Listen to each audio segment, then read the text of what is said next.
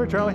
When John and Teresa again became empty nesters at their new house on Franklin Road, John wanted to give his wife a little housewarming gift. I thought, what can I give her? So I was trying to find something unusual.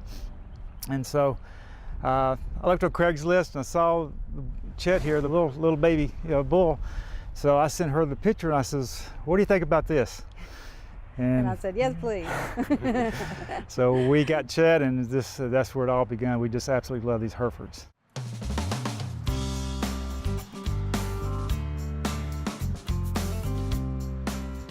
Miniature Herefords at that. And why not? There's only 3.5 acres of land here, not enough for a ranch full of big animals. So thinking small was a great idea. With the miniatures, we can have 2 to 3 of these per acre versus a full-size Hereford. They're about 1 per acre, so yeah, we can have more miniatures. And they're easier to manage, to handle. Again, it all started with Chet, a sociable little bull who was to become the cornerstone of the Buck and Bull cattle ranch.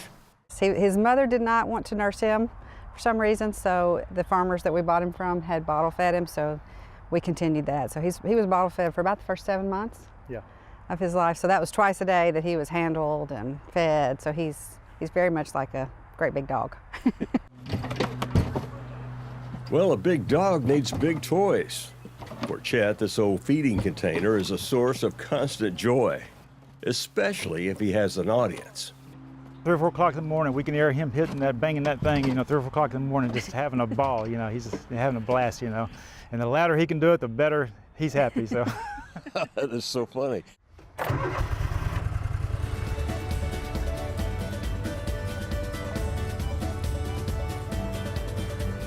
John and Teresa both work full-time in Nashville, so ranching is a hobby, a pretty demanding hobby at that, with morning trips to the barn for hay to graze on,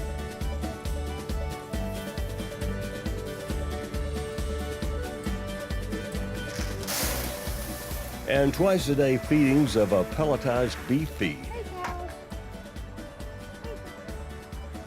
After Chet, they purchased Rosie, Prissy, and Magnolia, who had a calf by way of artificial insemination named Gracie.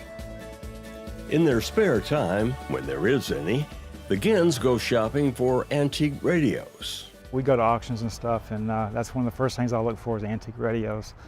And anything old, I just love anything vintage. Meanwhile, they would love to see more new calves come along soon. If Chet ever takes a break, that is. We're aiming for next fall. Yeah.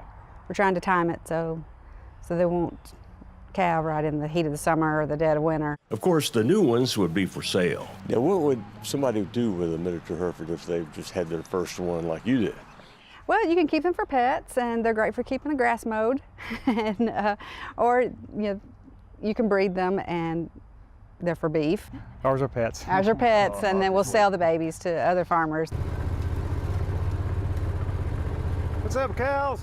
Like the cows, the Gins are contented with their little ranch in the city, and they would eagerly recommend miniature Herefords to anyone looking for a cute yet uncommon kind of pet. Absolutely, yeah. And the cars out front, the fire trucks, the police, whatever going by with sirens going, it doesn't faze them. They don't even look up. Think you can take care of the cattle, definitely get some. People enjoy a little bit of the country, I think, when they drive through the city here. We get a lot of nice comments from people. They enjoy seeing the cows.